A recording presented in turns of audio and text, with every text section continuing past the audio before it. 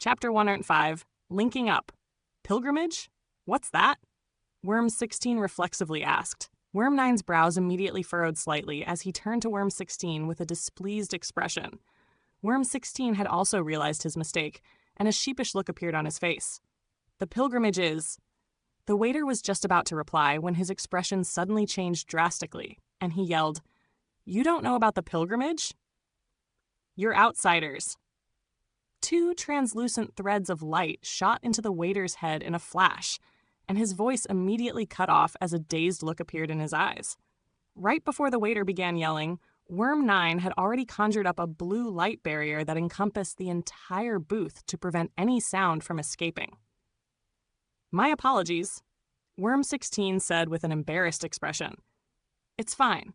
It's a good thing that Worm 15 was able to react so quickly." Worm 9 said with a dismissive wave of his hand. "Go on. Tell us what this pilgrimage is," Hanley prompted. He had cast a small enchantment onto the waiter.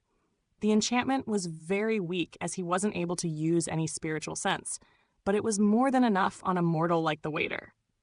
The pilgrimage is a tradition that has been around since ancient times.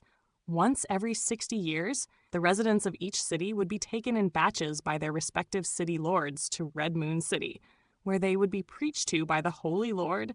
The year of the pilgrimage is also known as the Holy Year. The waiter replied in a robotic manner.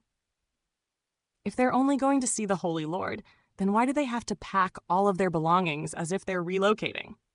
Hanley asked. "Because everyone wants to be chosen. The Holy Lord will bestow his blessings upon the fortunate chosen ones, granting them more fertile land," the waiter replied without any hesitation. "Who are the chosen ones? And what happens to those who aren't chosen?" Hanley asked. "The ones who are chosen are all the most devout followers of the Holy Lord. It is the highest honor one can receive. As for those who aren't chosen, they can only return to their original cities," the waiter said as a hint of longing appeared in his eyes.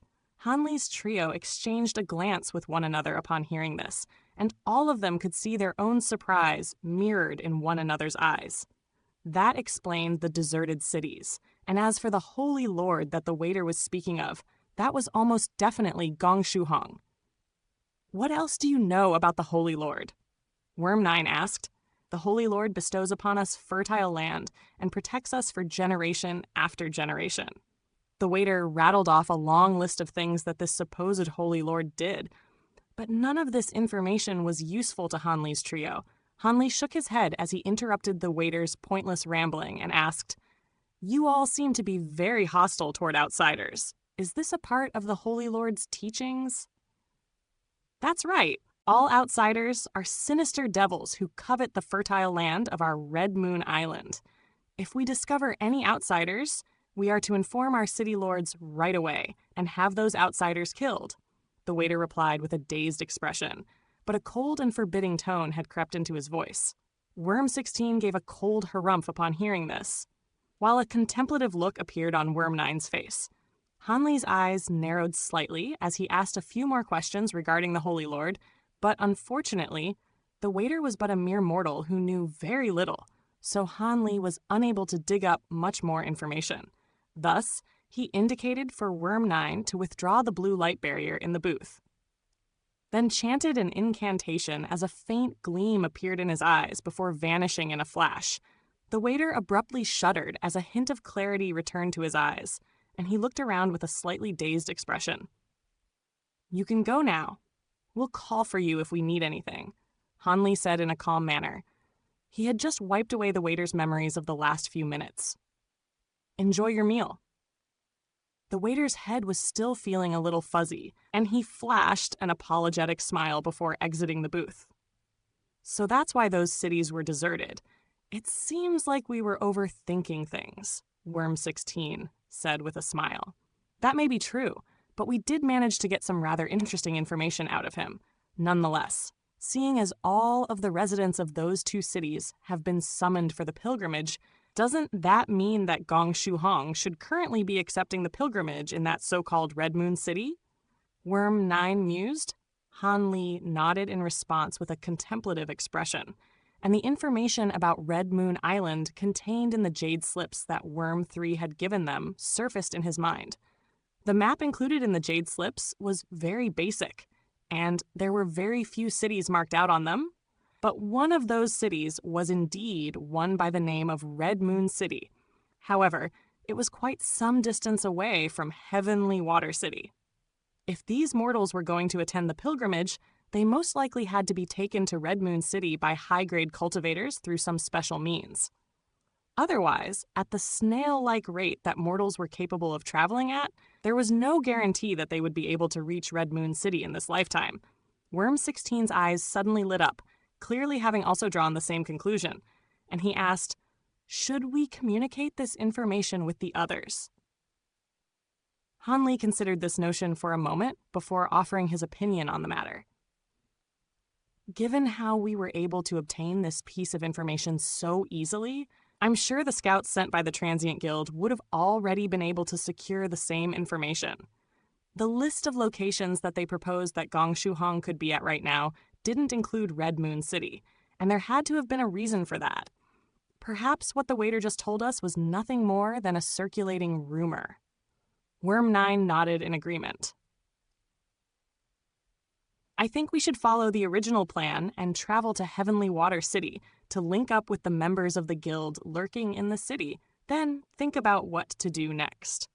After arriving at a consensus, the three of them promptly departed from Calm Rest City. After that, they passed through many more cities, towns, and villages, and around 20% to 30% of them were deserted. Having already learned the reason why these places were deserted, the three of them made no further stops along the way. 3 days later, a majestic black city that was over 100 feet tall appeared on a set of vast plains that stretched for thousands of kilometers.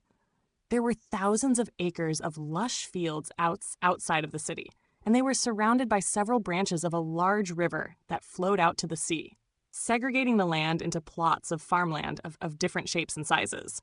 The main branch of the river had been diverted by an artificial channel, which passed through a rice field before circling around the entire city to form a moat that was over 100 feet wide. At the moment, it was early in the morning, and the drawbridge that led into the city hadn't been lowered yet. Countless mortals were gathered outside the city, carrying different wares in their hands, cats on their shoulders or on carts, waiting for the city gates to open. Among them were 3 completely unremarkable-looking figures in coarse linen clothes with conical hats on their heads.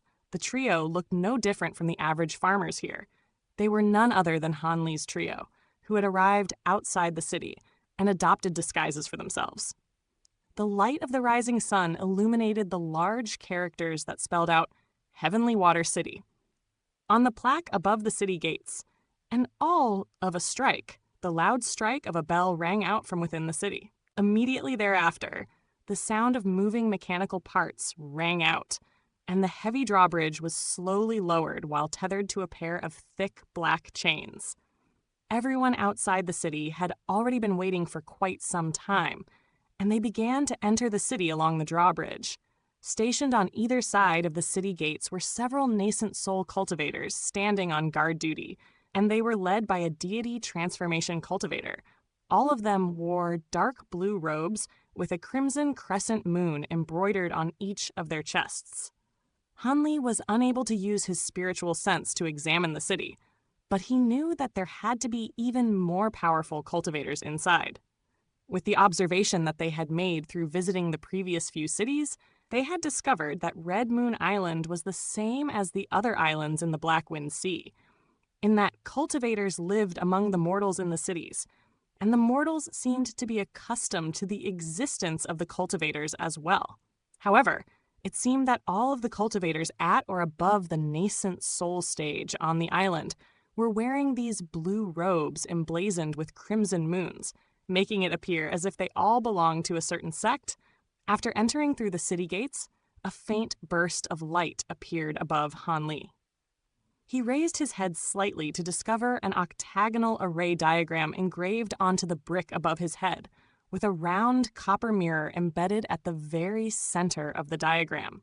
There was a beam of faint red light that was shining down from the copper mirror, encompassing everyone who passed by beneath it.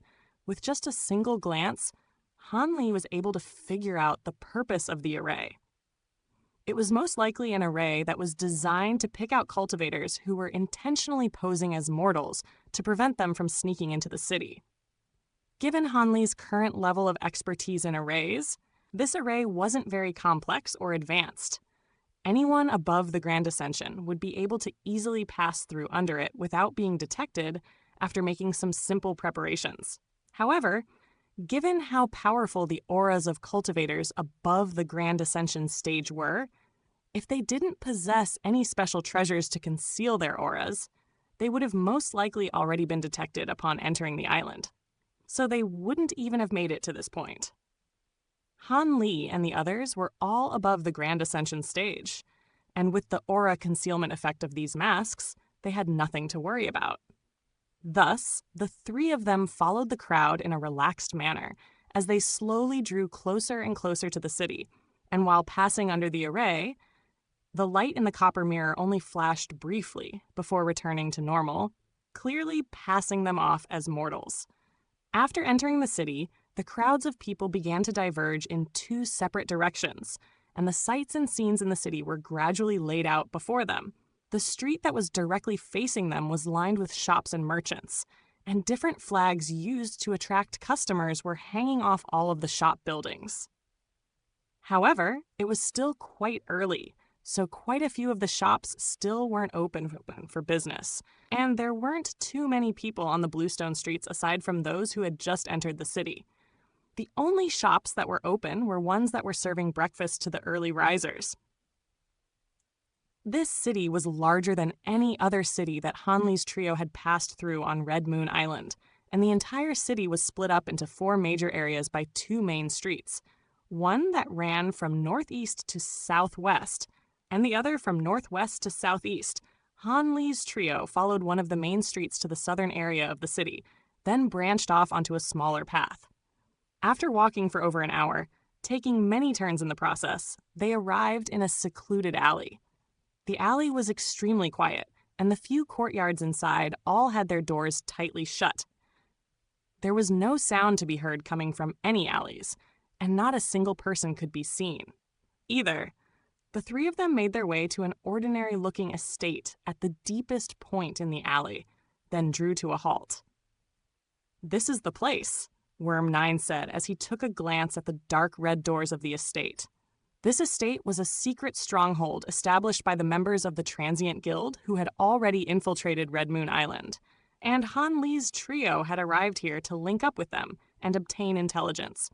Worm 16 made his way over to the doors of the estate, then knocked on them using the door knockers just like any ordinary mortal would, employing a sequence of 2 short knocks followed by a long knock. A few dull thuds rang out, but there was no response from inside. Han Li's brows furrowed slightly upon seeing this, and he was just about to use his spiritual sense to assess the situation when he remembered the warning that Worm 3 had issued to them. Worm 16 and Worm 9 had naturally also realized that something seemed to be amiss, but they didn't use their spiritual sense either, clearly harboring the same inhibitions as Han Li. Worm 16 turned around to look at Han Li and Worm 9 with a suspicious expression, and Han Li's eyes narrowed slightly in response, but he didn't say anything. As for Worm 9, he was also silent for a moment before gesturing for the 2 of them to prepare for battle. Right as the 3 of them were preparing to break in by force, a string of 4 bell chimes suddenly rang out from inside in the agreed-upon 3 short and 1 long sequence. The 3 of them faltered slightly as they turned their attention back to the doors, and Worm 16 hesitated momentarily before quickly knocking on the door 3 more times, this time with more force. Moments later, the dark red doors swung open to create a gap that could allow a person to pass through, and the head of a middle-aged man poked out from within. "Come in," the man said in a low voice after taking a glance at Han Li's trio.